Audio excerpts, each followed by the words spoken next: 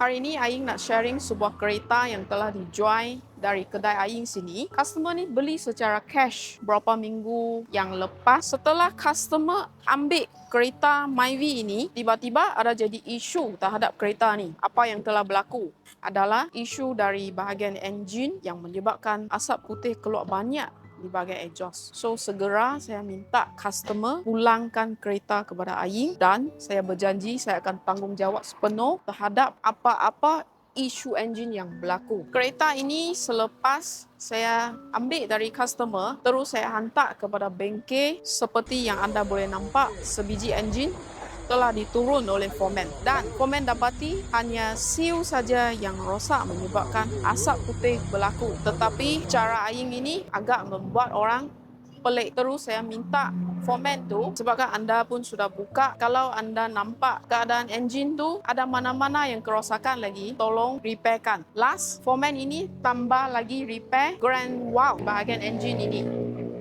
Anda boleh search lah perkataan ni dalam Google apa maksudnya. So, untuk proses repair engine ni telah mengambil 2 minggu bagi foreman saya. So, hari ini dah keadaan yang baik sebiji engine ini. Aing nak bagi tengok keadaan engine yang sekarang ni. Okey, seperti keadaan engine yang sekarang yang telah di-repair, memang dah fully repair lah bagi engine kereta ni. Disebabkan Aing tidak harap customer lepas ambil kereta ada isu apa lagi, saya tak nak. So sekali saya selesaikan terus masalah enjin ini. Keadaan enjin seperti yang tadi anda boleh nampak ini, kos repair bagi sebiji enjin ini bukan ratus, bukan 1,000. Amount yang Aing telah keluar bagi kos ini adalah 2,200. Yang seperti anda boleh nampak bill amount ini. Kenapa Aing buat sebegitu? Memang dah rugi dah lah. Saya faham memang di segitu saya sudah mengalami rugi. Tetapi saya harus mengambil tanggungjawab tersebut. Kerana bagi Aing, jual kereta bukan sekadar